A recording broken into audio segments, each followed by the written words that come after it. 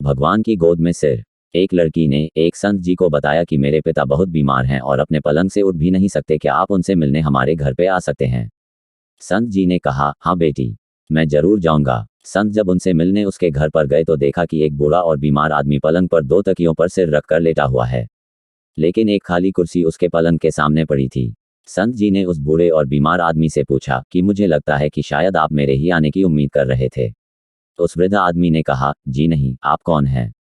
संत जी ने अपना परिचय दिया और फिर कहा, मुझे ये खाली कुर्सी देखकर लगा कि आपको मेरे आने का आभास हो गया है। वो आदमी बोला, संत जी, अगर आपको बुरा न लगे तो कृपया कमरे का दरवाजा बंद कर दीजिए। संत जी को थोड़ी हैरानी तो हुई, फिर भी संत जी ने दरवाजा बंद कर दिया।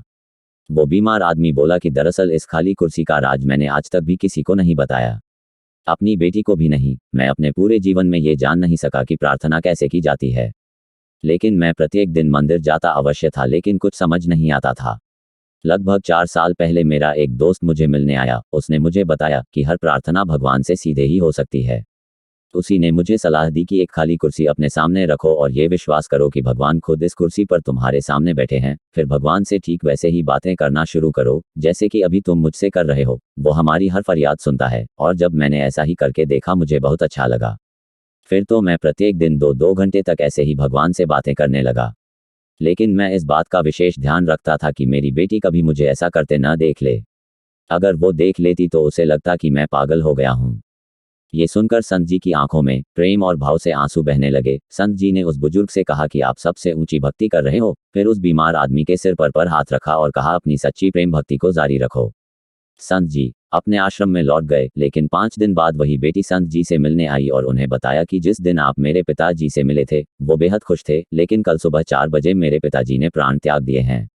बेटी ने बताया कि मैं जब घर से अपने काम पर जा रही थी तो उन्होंने मुझे बुलाया, मेरा माथा प्यार से चूमा। उनके चेहरे पर बहुत शांति थी, उनकी आंखें आंसुओं से भरी हुई थीं। लेकिन वापस लौटकर मैंने एक अजीब सी चीज़ भी देखी। वो ऐसी मुद्रा में अपने बिस्तर पर बैठे थे जैसे खाली कुर्सी पर उन्होंने किसी की गोद में अपना सिर झुका रखा हो, जबकि कुर्सी तो हमेशा की तरह खाली थी। संत जी, मेरे पिताजी ने खाली कुर्सी के आगे सिर क्यों झुका रखा था। बेटी से पिता का ये हाल सुनकर संत जी फूट फूट कर रोने लगे और मालिक के आगे फरियाद करने लगे, हे मालिक, मैं भी जब इस दुनिया से जाऊं तो ऐसे ही जाऊं, मुझ पर भी ऐसी ही कृपा करना। यदि हम भी इसी तरह अपने इष्ट देव की गोद में बैठकर यहाँ से जाना चाहते हैं तो प्रत्येक पल आप अपने इष्ट देव की उपस्थिति को हर जगह महसूस करेंगे। एक दिन हमारी अवस्था भी अवश्य बदलेगी।